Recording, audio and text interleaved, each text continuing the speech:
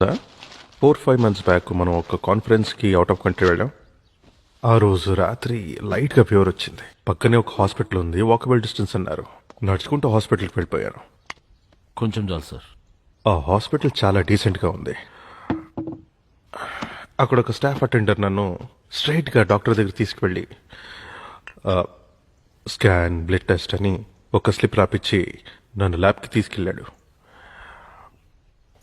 విద్యా గారు, ఆ టెస్ట్లన్నీ ఫినిష్ అయిన తర్వాత పక్కనున్న ఫార్మసీ నుంచి ఆ మెడిసిన్స్ అన్ని తెచ్చిచ్చి ఏ మెడిసిన్ ఏ టైంకి తీసుకోవాలనేది క్లియర్గా ఎక్స్ప్లెయిన్ చేశాడు. నేను అడిగా, ఈ టెస్ట్కి, మెడిసిన్స్కి, డాక్టర్ కన్సల్టేషన్కి ఫీ ఎంత అని. ఇట్స్ అబ్సల్యూట్లీ ఫ్రీ అన్నాడు. నేను సీఎం అని తెలిసేమో అనుకున్నా.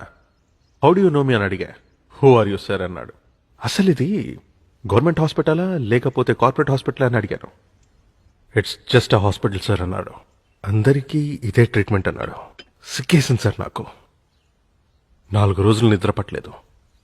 ఆ కంట్రీ మనకన్నా రిచ్ అని మీరు అనుకుంటున్నారేమో.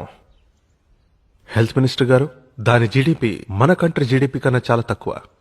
అక్కడ ఉన్నది మనకి లేనిది ఏంటంటే నిబద్ధత.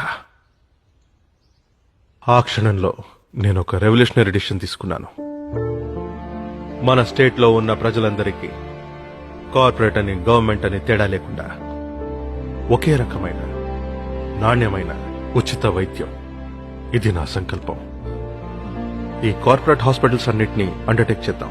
ఏమంటారు హోమ్ మినిస్టర్ గారు? సార్, సడన్ గా నాకు అర్థమైంది. ఆ గవర్నమెంట్ మీద విపరీతమైన ఆర్థిక భారం పడుతుందంటారు. అంతే కదా, ఓ పని చేద్దాం. మనం ఇచ్చే సంక్షేమ పథకాలన్నీ ఉన్నాయి కదా సిఎస్ గారు, అవన్నీ ఎత్తేద్దాం.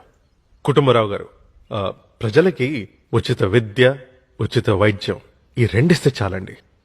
వాళ్ళ బ్రతుకులు బాగుపడతాయి. ఈ సంక్షేమ పథకాలన్నీ ఎత్తేసినందుకు రాబోయే ఎలక్షన్స్లో మనకు ఓటేరంటారా? ఓడిపోతామా? పోతే పోనివ్వండి, జనం బాగుంటారు కదా. అది చాలు. ఉచిత వైద్యం, ఇట్స్ మై డిసిషన్. ఈ బిల్ని మనం పాస్ చేస్తున్నాం అండ్ ఇట్స్ ఫైనల్.